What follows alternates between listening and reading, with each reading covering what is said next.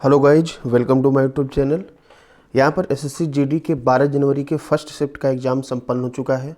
इसमें GK, GS, current affair, Hindi, reasoning और maths से रिलेटेड जो भी महत्वपूर्ण प्रश्न पूछे गए हैं उनकी हम करेंगे डिटेल चर्चा। तो आप लोग चैनल को सब्सक्राइब करके रखें।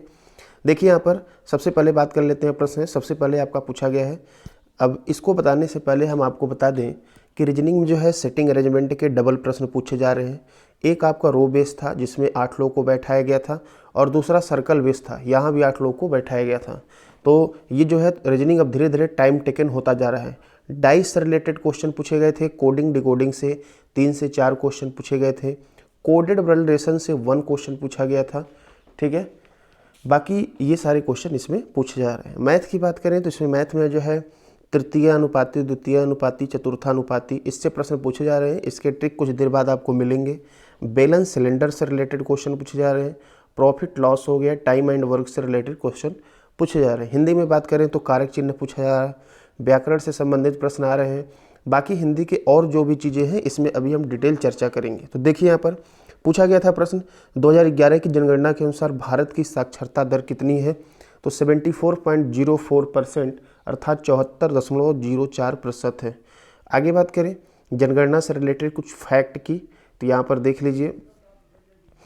देश में साक्षरता बता दें, जिसमें से कल शायद महिला का भी पूछा गया था। पुरुष का साक्षरता दर है 82.14 82.14%, और महिलाओं का है 65.46%। ठीक है, 1951 में यहाँ दिया गया है 18.33 साक्षरता दर थी, और 1951 में स्वतंत्र भारत का प्रथम जनगणना हुआ था। ठीक है, देख लीजिए। आगे बात करें, केरल में सबसे अधिक जो है साक्षरता दर है 94% है। ठीक है, और सबसे कम बात करेंगे तो हरियाणा का है। चलिए आगे बात कर लेते हैं अगले प्रश्न की। और एक चीज़ और ध्यान दीजिएगा कि जैन समुदाय भारत में सबसे साक्षर समुदाय है। इंदिरा गांधी पुरस्कार से संबंधित प्रश्न पूछा गया था, शांति पुरस्कार। तो देख लीजिए, समाज सेवी संस्था है। ठीक है, प्रथम समाज सेवी संस्था प्रथम को इंदिरा गांधी 2022 का अवार्ड दिया गया है, और इसके तहत 25 लाख रुपए नगद और प्रशस्ति पत्र प्रदान की जाती है। ठीक है, आगे देख लीजिए। पूछा गया था किस दिन को स्टार्टअप दिवस के रूप में मनाया जाता है। तो देख लीजिए, 16 जनवरी को स्टार्टअप दिवस के रूप में मनाया जाता है। आगे इसमें बात करें तो देख लीजिए, प्रधानमंत्री मोदी ने घोषणा की है कि 16 जनवरी को राष्ट्रीय स्टार्टअप दिवस के रूप में मनाया जाएगा।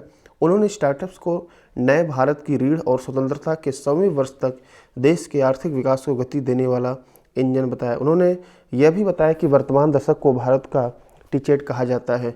चलिए आगे बात कर लेते हैं दिवस की, क्योंकि जनवरी चल रहा है, जनवरी से संबंधित दिवस पूछा गया, तो जनवरी के दिवस को 10 सेकंड में रिवीजन कर लेते हैं। 1 जनवरी को वैश्विक परिवार दिवस होता है, और डीआरडीओ का स्थापना दिवस भी है। 4 जनवरी को विश्व ब्रेल दिवस। 6 जनवरी को युद्ध अनाथों का विश्व दिवस है। ठीक है, आगे 8 जनवरी को अफ्रीकी राष्ट्रीय कांग्रेस स्थापना दिवस है। 9 जनवरी को प्रवासी भारतीय दिवस है, गांधी जी आए थे। 11 जनवरी जो कि कल था, लाल बहादुर शास्त्री की पुण्यतिथि है। 12 जनवरी जो कि आज है, राष्ट्रीय युवा दिवस, स्वामी विवेकानंद की जयंती पर है। 15 जनवरी को भारतीय थल सेना दिवस, आर्मी डे मनाया जाता है। आगे बात करें दिवस में, तो आपका जो है अगला है 23 जनवरी को नेताजी सुभाष चंद्र बोस जयंती है।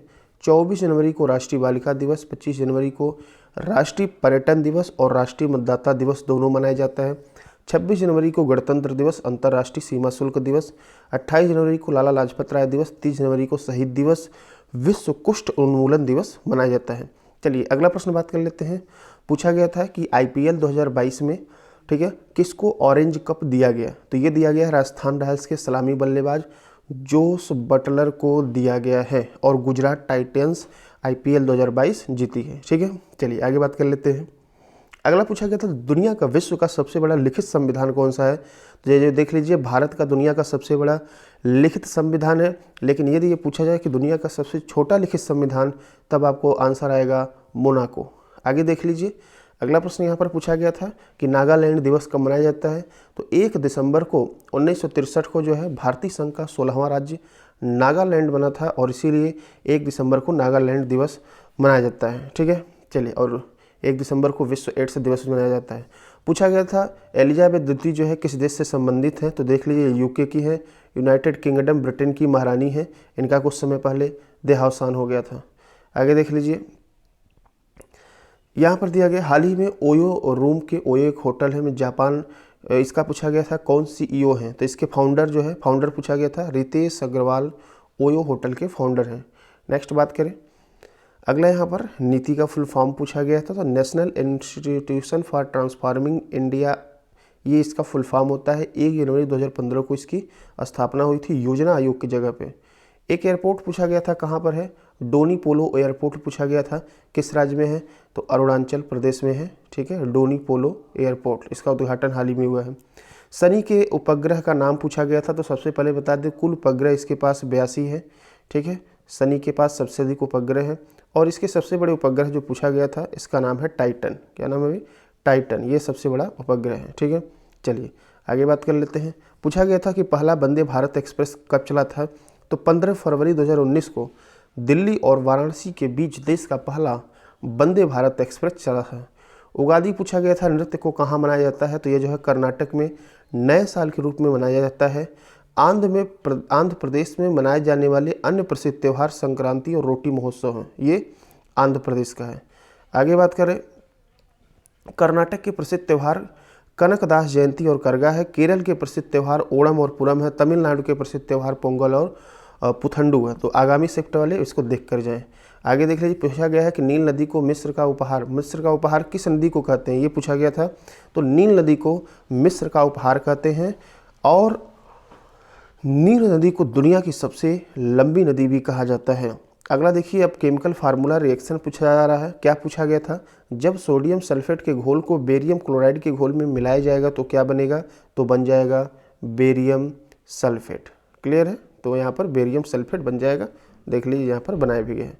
चलिए आगे बात कर ले। अगला जल का पर्यायवाची पूछा गया था, वारी, पानी, नीर, सलिल, तोय, उदक, अम्बु, जीवन, पय, अमृत, मेघपुष। नदी की बात करें आगामी शिफ्ट के लिए, सरिता, तटनी, तरंगड़ी, निर्झड़ी, अपगा, निम्नगा, कुल, कलंसा। और बात करें अगला जो है यहाँ पर पवन का पर्यायवाची वायु, समीर, हवा, अनिल, ठीक है। और ऑलरेडी जो है पूरा हिंदी का डिटेल एनालिसिस हम कल शाम को रात को डाले भी हैं, तो यदि आप अभी तक नहीं देखें तो देख लें, चैनल को सब्सक्राइब करके भी रखें।